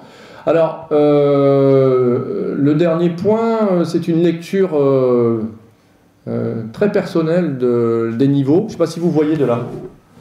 Donc, je ne sais pas si vous connaissez les niveaux. Niveau 1, un accueil, une information individualisée. Niveau 2, un conseil personnalisé. Et le niveau 3, un accompagnement personnalisé à la mise en œuvre. Vous voyez, la mise en œuvre, d'accord? Donc, pour moi, le niveau 1, on est sur là. D'accord? Et enfin, même pas. Niveau 1, je peux reprendre mon petit schéma là? Voilà, niveau 1, l'accueil personnalisé, l'idée c'est qu'on est avant. On est là. Ça, c'est le niveau 1. C'est-à-dire, je viens voir mon conseiller, mais je ne sais pas si je vais enclencher ce travail-là. En gros, hein. Donc, ma décision ici, c'est de dire est-ce que je vais l'enclencher ou pas? Pour que je l'enclenche, j'ai besoin de quoi comme information? J'ai besoin d'avoir une hypothèse, voire plusieurs, et sur les hypothèses retenues, j'ai besoin de savoir combien ça va me coûter, quoi. Parce que peut-être je ne vais pas y aller. Hein. Bon, mon niveau 1, moi je le mets là. Mon niveau 2, je le mets ici. D'accord? Et mon niveau 3, je vais le mettre par là, plus facilement. Alors c'est un peu, c'est pas toujours comme ça, mais on est à peu près comme ça. C'est-à-dire, à un moment donné, là je construis, enfin je me donne une idée. Là, je suis en train de construire systémiquement qu'est-ce qu'il faut que je fasse pour arriver au résultat. Et là, je mets en œuvre ce que j'ai décidé de travailler. Donc, je refais mon petit travail là. Donc, à l'issue du niveau 1, si on repère par libre décision, on dit, à l'issue du niveau 1, la personne doit être en capacité de décider si elle entame ou non une démarche d'évolution professionnelle. Donc, pour ça, il faut qu'elle ait un certain nombre d'informations. Au niveau 2, elle doit être en capacité de choisir quel plan d'action est le plus adapté pour obtenir son résultat, pour réussir son projet de changement. Et au niveau 3, la personne regarde des résultats intermédiaires obtenus, hein, c'est-à-dire systémiquement, hein, c'est pas parce qu'elle a décidé de faire ça que ça va se passer comme ça, mais il va y avoir des évaluations, des résultats, puis on va réviser le niveau 2, etc. etc. Elle prend les décisions successives qui facilitent la poursuite de son projet pour atteindre le résultat. C'est-à-dire qu'est-ce qui va m'amener progressivement de décision en décision, de réajustement en réajustement, à obtenir un résultat qui sera différent de celui que j'ai envisagé, mais qui sera le résultat qui est atteignable et dans lequel je vais m'inscrire. C'est toute la difficulté qu'on a aujourd'hui, c'est-à-dire qu'on a des concepts qui sont mélangés, je suis bien d'accord avec vous, hein, et pour lesquels on n'a pas encore bien défini les éléments. Alors bien évidemment, j'aurais préféré que ce soit un accompagnement personnalisé au choix du projet de changement, mais c'est marqué dans le REAC. Regardez bien, parce qu'en fait, il parle aussi de projet professionnel et il parle de projet d'évolution professionnelle. Alors ça c'est très rigolo parce qu'on a l'impression que des fois il mélange un peu les deux. Et non, alors j'ai fait un petit billet là-dessus justement en disant non, c'est pas la même chose. Le projet d'évolution professionnelle, c'est le plan d'action, c'est qu'est-ce que je fais C'est quoi mon projet pour arriver à mon résultat? Et le projet professionnel, en matière de métier, ce que je vise comme type de métier, c'est deux concepts différents. Alors le projet professionnel, il est à l'intérieur du projet d'évolution professionnelle, il en est une composante essentielle, mais pas la seule. Dans le projet d'évolution professionnelle, il y a la faisabilité de la formation, l'ingénierie financière, l'analyse de... Enfin, il y a plein de choses qu'on peut mettre en place, et on est en permanence dans cette confusion d'utilisation de concepts. Bien évidemment, je suis d'accord avec vous. Donc après, à nous de ne pas se faire embarquer dans ces concepts. Vous avez vu tout à l'heure, hein, conseil, suivi, accompagnement. Ouais, hop, je te mets tout dans un, comme ça tout le monde y retrouve ses petits. Est-ce que c'est, je dirais, diplomatique? Peut-être, hein, j'en sais rien. Mais en tout cas, on a bien toutes les composantes de l'accompagnement liées dans cette nouvelle fonction, cette nouvelle mission dévolue au SPRO. Un autre exemple que je voulais vous présenter, c'est le Centre régional de formation professionnelle, le CRFP. Pourquoi je voulais vous le présenter? Parce que, bon, déjà, je savais que j'avais pas mal de formateurs dans l'Assemblée. Et ensuite, on est tout à fait dans la même logique d'individualisation de la formation, puisqu'en fait, on rentre dans la modularité. Ouais. Vous savez, la modularité, par définition, c'est de l'individualisation de la formation, mais je ne sais plus qui, dans le témoignage, il y a quelqu'un qui en a parlé. Et là, j'ai eu la chance de participer, je participe encore, à la constitution des 5 CRFP de PACA. À l'origine, on a travaillé sur cette organisation-là, parce que sur une base d'un système d'information, on a construit un système d'information, j'ai participé à l'élaboration de ce système d'information, il s'appelle Forméo, qui est un système d'information qui doit individualiser la formation, modulariser la formation. Et donc, les 5 CRFP, alors on a CRFP, je ne sais pas si tout le monde connaît le CRFP. Alors, je vous explique 2 minutes. Ce CRFP, c'est quoi? C'est en fait un regroupement, parce que l'Europe a dit, et je pense à juste titre, que la formation professionnelle ne pouvait pas être assujettie aux mêmes règles de concurrence que d'autres prestations. Et donc, pour les secteurs les plus en tension, pour les publics les plus fragiles, il n'y a plus obligation de passer en règle de concurrence. C'est-à-dire qu'en fait, en gros, il y a ce qu'on appelle un SIEG, alors je ne me souviens plus très bien, c'est structure d'insertion d'intérêt général, un truc comme ça. Bon, je ne me souviens plus, c'est pas grave. En tout cas, il y a une structure que l'État, la région délègue à un groupement la responsabilité d'organiser, d'organiser les formations à destination des publics les plus fragiles sur des secteurs bien identifiés. Donc on a un CRFP sur Marseille. Donc c'est un groupement d'OF, hein. Donc il y a l'AFPA, il va y avoir le GRETA, il va y avoir des organismes de formation locaux. Donc sur Istres, nous avons la logistique, sur Marseille on a le bâtiment, sur les Alpes nous avons l'éco-construction, sur Nice nous avons l'aide à domicile, et sur le commerce et distribution sur Toulon. Voilà, donc 5 CRFP, tous construits de la même manière, c'est-à-dire un dispositif qui, à un moment donné, regroupe les OF. Et on propose donc un parcours individualisé de 2 ans, c'est-à-dire que les gens qui vont rentrer dans ce dispositif, en fait, rentrent dans un parcours individualisé, et on a 2 ans pour leur permettre d'obtenir le résultat. Attention, par résultat, on entend 1, accès à la qualification, voire au diplôme, 2, accès à l'emploi. C'est-à-dire que le parcours de 2 ans, l'objectif, c'est qu'ils trouvent du travail derrière. Donc 2 ans, c'est beaucoup plus, hein, d'accord, que la plupart des durées de formation. Le 3e point, c'est que c'est un travail collaboratif entre les acteurs de l'information et de l'assertion. Donc l'idée, c'est de bien évidemment travailler ensemble pour amener les personnes au résultat final dans les meilleures conditions de qualité de délai, j'allais dire. D'accord? Et bien sûr, l'objectif, c'est le retour à l'emploi durable, j'ai dit. D'accord? Donc j'ai un petit schéma, je ne sais pas si vous le voyez là. Voilà, qu'on avait utilisé pour modéliser le fonctionnement du CRFP. Voilà. Alors, je ne sais pas si vous avez ça en Pays de la Loire. Ça fonctionne ici? Non? Bon, ben, c'est pas. Alors, donc on a, bien évidemment... Alors, le CRFP, il est là. Alors, attention, il n'y a pas de... C'est pas une structure, hein, et ça n'existe pas, en gros. Hein. Tout le monde est groupement du CRFP. Hein.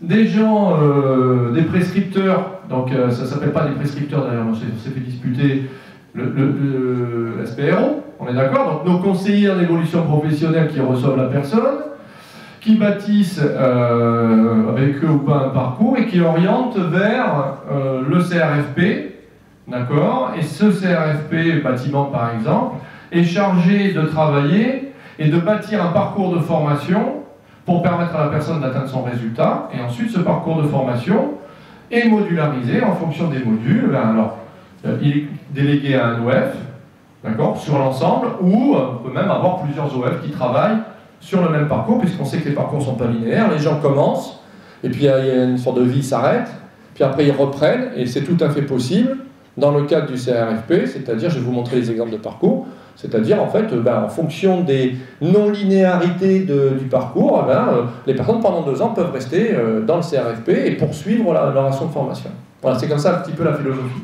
Et donc on avait fait pour le système d'information, on avait travaillé sur les flux, et donc on peut avoir même des stagiaires qui arrivent directement, spontanément vers un OF, d'accord? Cet OF-là, bien sûr, travaille sur le positionnement, et ensuite il peut très bien redispatcher sur d'autres organismes de formation. Une des premières questions qui s'est posée, c'est qu'en fait tout le monde démarrait les formations en même date.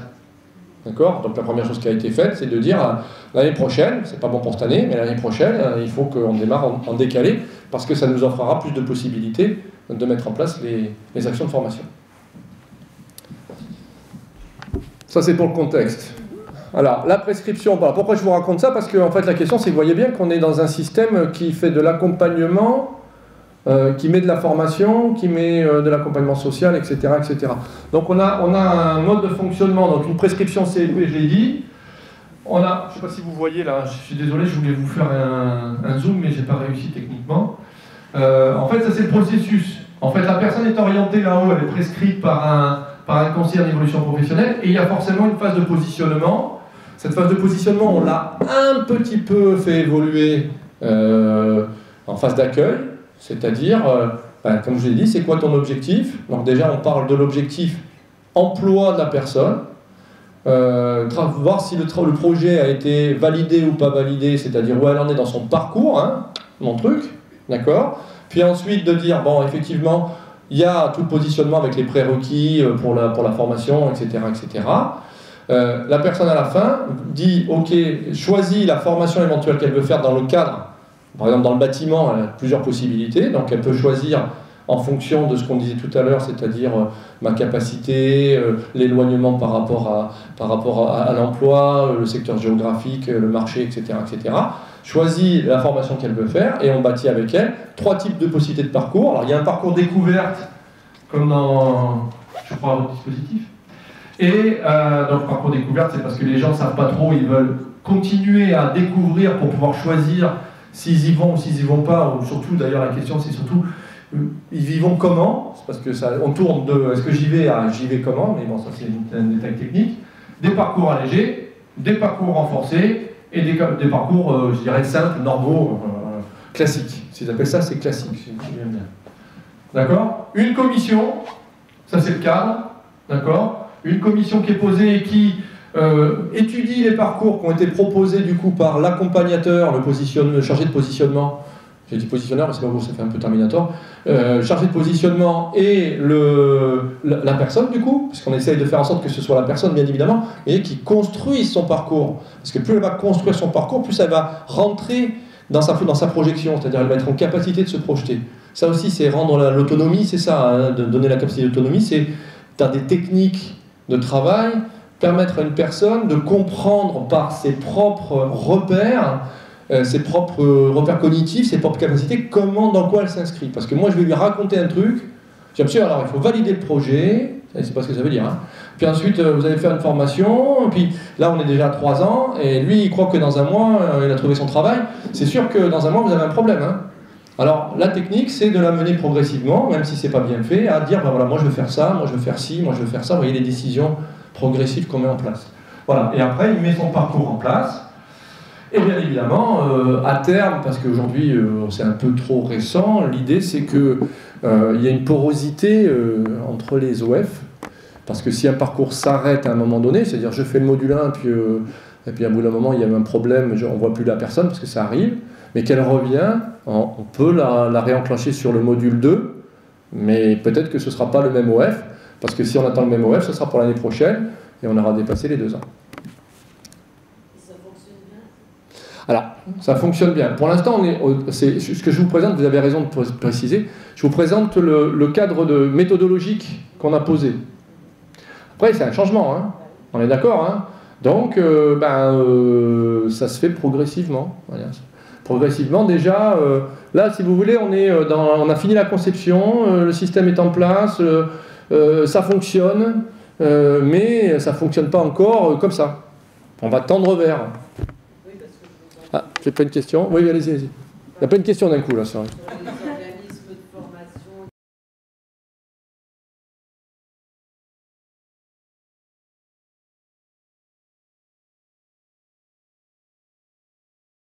Alors, la région PACA, c'est pas mouillé. Elle a dit, voilà, moi maintenant, on va faire un ICEG sur tel secteur, tel secteur, tel secteur. Maintenant, faites vos groupements et faites-moi des propositions. Voilà. Avec un système de contraintes en disant, voilà, on veut que ça marche comme ci, comme ça, mais globalement. Et après, il a fallu prendre ça et trouver comment ça allait s'articuler à la fois au niveau méthodologique, à la fois au niveau organisationnel, à la fois au niveau technique, les outils, etc., etc.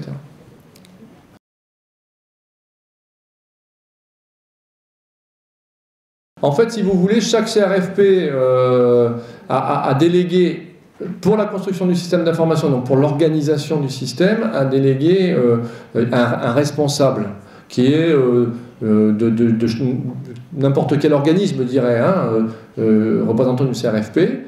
Et la région, son travail, c'est de dire, nous, on vous a posé un cadre de travail, c'est le SIEG, c'est de la délégation, c'est de la délégation de service public. Entre guillemets, c'est pas tout à fait ça, mais c'est un peu ça, c'est de dire, bon, après, moi, une fois que j'ai délégué, et je pense que c'est pas une mauvaise posture de la région, c'est de dire, trouver des solutions pour apporter le service. Et trouver des solutions innovantes, parce que si c'est pour refaire ce qu'on faisait dans le cadre du marché, ce n'est pas intéressant. Donc, ils n'interviennent pas, et je pense... à juste titre, bon, maintenant, ça commence à se poser, à se mettre en place, etc. Je pense qu'ils vont arriver un peu plus précisément. Ils suivent, hein, c'est pas le problème, hein, mais ils n'interviennent pas. C'est un CEG, hein, ce n'est pas, c'est une délégation de service public, hein, donc ils n'ont pas à intervenir.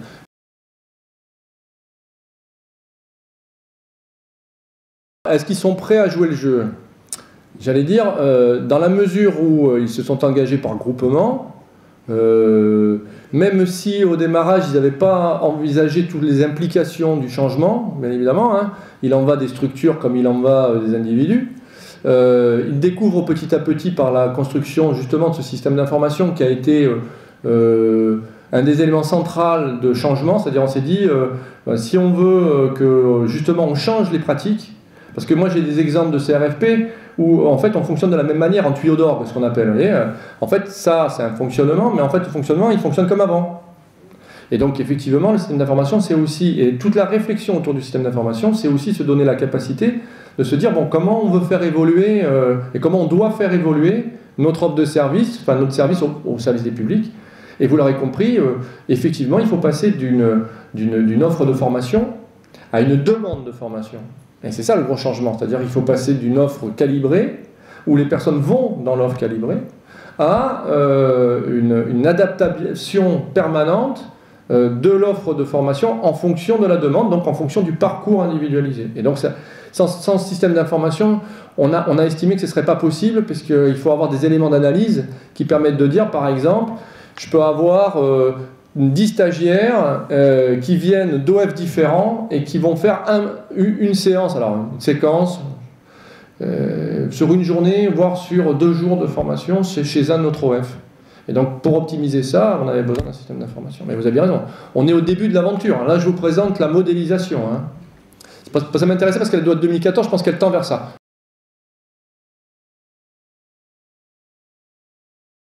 En fait, qu'est-ce qui se passe? C'est que l'être humain, lui, il n'a pas changé dans ses comportements en 4 ans. On est d'accord?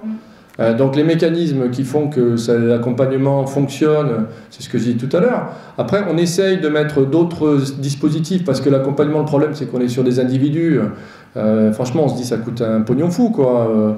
Si on met un mec sur chaque individu, alors après on dit allez, tu fais un portefeuille de 250, démerde-toi avec 250, qu'est-ce qui se passe? Bon, en fait, on accompagne 80 personnes, parce qu'à un moment donné, il y a un truc incompressible. La seule bagarre, c'est de dire est-ce que je veux un résultat immédiat ou est-ce que je veux un résultat durable? Donc les vieilles recettes fonctionnent, elles fonctionneront toujours. Donc vous avez raison de vous étonner. Après, il y a des essais, des erreurs, on est peut-être parfois dans des dogmes, c'est-à-dire la personne ne veut pas travailler, c'est une feignasse, ou la personne ne veut pas travailler, c'est quelqu'un qui est complètement cassé par la société. Voilà, ça dépend de quel bord je me positionne, et donc automatiquement, on va avoir ces systèmes d'aller-retour permanents. Nous, on se bat pour dire, il y a une ossature méthodologique, il y a des choses qui marchent, on arrête de réinventer le fil à couper le beurre en permanence, et on essaye d'optimiser ce qui fonctionne. Donc c'est ça tout le travail qu'il faut essayer de faire et montrer que ça fonctionne. C'est-à-dire qu'à un moment donné, il ne faut pas se contenter de dire ça marche, il faut que le prouver, vous comprenez? On prouvait, on avait des taux de retour à l'emploi de 80-90%. Bien évidemment. Et ils ont pris le truc à côté qui faisait de l'abattage parce que ça... Ah oui, ils ont arrêté. Ouais. J'ai plein d'exemples comme ça m'est arrivé aussi, ne vous inquiétez pas.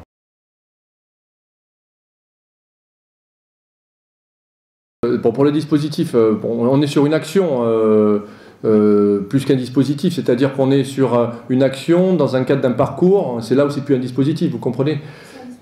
Oui, ça s'appelle un dispositif, on est d'accord, mais comme vous le mettez dans le cadre d'une action, enfin dans le cadre d'un parcours, c'est-à-dire après, je ne sais pas comment les jeunes viennent, mais sur des actions, des dispositifs de ce style-là, on est sur de la découverte des métiers, d'accord, sur un plateau technique. Donc automatiquement, on est en démarrage de parcours. Donc c'est assez simple, je dirais, d'amener les gens, je dirais même presque en disant allez voir, ça vous permet de travailler. Je ne voudrais pas vous bloquer sur la question du dispositif parce qu'on s'en fiche un peu, c'est pas le problème. La question de la logique de dispositif, une action peut être tout à fait intéressante, un dispositif peut être tout à fait intéressant. Ce que j'ai dit, c'est que le dispositif posait problème quand il fallait remplir. Donc la question là, c'est que un dispositif de cette nature-là ne pose pas de problème, puisque, en fait, c'est de la découverte des métiers. Donc, je ne sais pas comment les jeunes sont orientés chez vous, mais en fait, n'importe qui pourrait y aller, découvrir plusieurs types de métiers et ressortir en disant ça m'intéresse, ça m'intéresse pas, il n'y a pas de problème. Ce qui pourrait poser problème dans le cadre des dispositifs, c'est que si j'ai une personne qui est en haut, au milieu, et qui a une stratégie de parcours, c'est bien ce que j'ai dit, qui a une stratégie individuelle de parcours, c'est-à-dire quelque chose qui est mis en place, et que cette stratégie de parcours est entravée par l'obligation de remplir les dispositifs. Ce n'était pas le dispositif que je remettais en cause. C'était la logique par dispositif, c'est-à-dire l'obligation de remplir des dispositifs qui peuvent venir à l'encontre des résultats et qui peuvent même entraver les résultats individuels des gens. C'est ça, c'est tout. J'ai rien contre les institutions, je travaille avec, il n'y a pas de problème. On est bien d'accord, mais c'est vraiment dans la logique que si ça vient contrecarrer, c'est pas bon.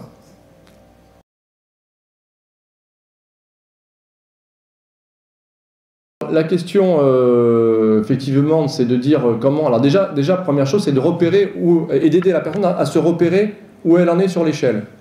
Vous voyez? C'est-à-dire que c'est déjà si elle se repère où elle est et que vous arrivez à identifier où elle est, après, en fonction de ce que vous pouvez produire comme résultat, vous pouvez peut-être même produire un résultat partiel, mais qui contribue à l'avancée du parcours. La personne en autonomie garde son parcours, c'est le sien. Elle fait un pas avec vous, et puis pourquoi pas.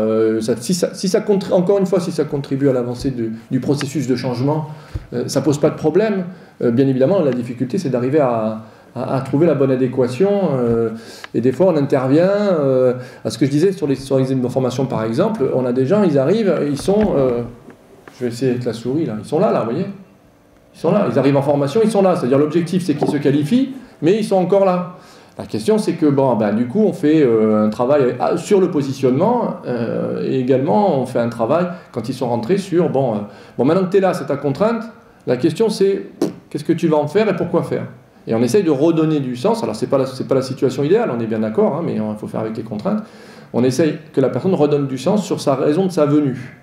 Soit elle n'en trouve pas, mais on arrive quand même parfois à ce que les personnes se disent, mais effectivement, en fait, ça peut m'intéresser. L'idéal, c'est qu'ils passent par des validations de projet bien avant, en disant, bon, effectivement, j'ai choisi d'aller sur le menuisier, sur le boulanger ou autre chose. Mais on va revenir peut-être dessus, si je peux continuer 2 minutes. Avec la réforme de 2014 là, sur la loi sur le conseil en évolution professionnelle, on tend vers éviter ce genre de tracas. Mais je ne sais pas si on va y arriver, hein, mais on tente pour éviter ce genre de tracas.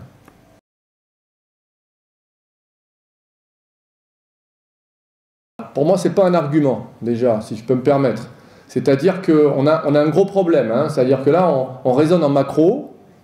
Hein, c'est un peu ce que je disais tout à l'heure. C'est là, il y a du boulot. Là, il y a des mecs qui sont au chômage. Ça, c'est du macro. C'est le fameux taylorisme. Et alors que là, on est sur du micro. C'est-à-dire que je peux avoir un secteur complètement bouché, mais quelqu'un qui est tellement passionné, tellement doué, et avec un peu de chance peut-être, et qui trouve du travail, parce qu'il y a quelqu'un qui va partir et ça va switcher. C'est compliqué quand même d'orienter quelqu'un parce qu'à un moment donné, il y a de la possibilité. Alors la seule, enfin plutôt là que là. Donc vous voyez qu'en termes de posture, l'accompagnateur, il sait que là il y a du boulot, donc ça pourrait mieux marcher là, mais il ne peut pas le dire. Alors ce qu'il peut faire peut-être, c'est dans la période de là, c'est donner les informations sur les capacités, les potentialités du marché. Et après, c'est à la personne de dire, bon, je fais mon analyse, compétences, ça me plaît vachement, environnement, je suis au top, mais par contre, bon, il n'y a pas de boulot, l'autre, ça me plaît un peu moins bien, les compétences, il va falloir que je me forme, mais il y a du boulot, alors je fais quoi? Et vous voyez bien que la décision, c'est pas moi qui la prends. Donc là, c'est plutôt technique, c'est-à-dire comment j'amène la personne à avoir l'information pour pouvoir prendre la décision. On revient toujours sur le même système. Parce que si jamais on lui induit, le problème, c'est que là, si ça ne marche pas ou ça ne se passe pas comme il veut, il va revenir, hein, il va reboucler. Hein. Vous voyez, on en a des gens comme ça qui rebouclent. Ouais, mais mon conseiller, il m'a dit que... Alors, en plus, c'est un peu pernicieux parce que mon conseiller m'a dit que c'est vachement pratique. C'est-à-dire que si je suis en phénomène où j'ai peur d'aller vers là parce que je ne suis pas sûr d'arriver au résultat, je vais avoir des stratégies individuelles qui vont tendre vers j'attends que l'autre me donne la solution, comme ça si ça ne marche pas, c'est de sa faute. Et donc en fait c'est une externalisation, vous voyez, de la responsabilité. Et donc tout le jeu c'est de permettre à la personne de reprendre sa capacité de décision, ou de prendre sa capacité de décision et de prendre des décisions, en gros, hein, en toute autonomie. Parce que c'est ça qui va assurer le résultat durable derrière. C'est pas facile, hein.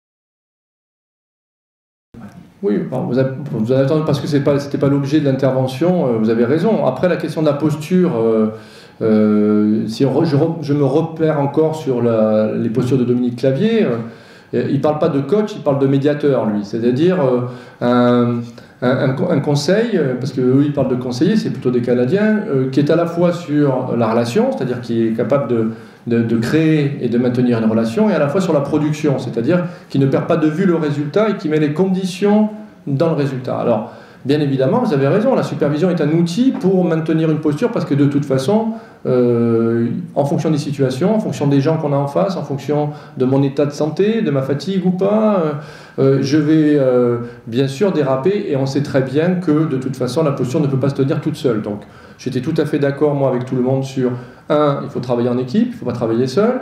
2, il faut avoir une méthodo, c'est-à-dire il faut avoir des repères méthodologiques, des fondamentaux dans lesquels je vais pouvoir me situer. Et ces repères fondamentaux, il faut qu'ils soient partagés avec mes collègues pour que justement je puisse me repositionner plus rapidement. C'est-à-dire qu'il n'y ait pas des débats pendant des heures sur toi t'es comme ci, moi je suis comme ça. C'est pas un peu contre-productif. Et bien évidemment, la supervision est un des outils, ce n'est pas le seul de mon point de vue, mais c'est un des outils indispensables, bien évidemment, pour respecter la posture, qui est une posture compliquée et difficile à tenir. Dominique dit que c'est la médiation parce qu'elle n'est pas mise sur un axe, elle est pas fluctuante, mais elle est sur un espace où on a tendance à la changer. Mais il n'y a pas de problème là-dessus, ce n'était pas l'objet de l'intervention simplement.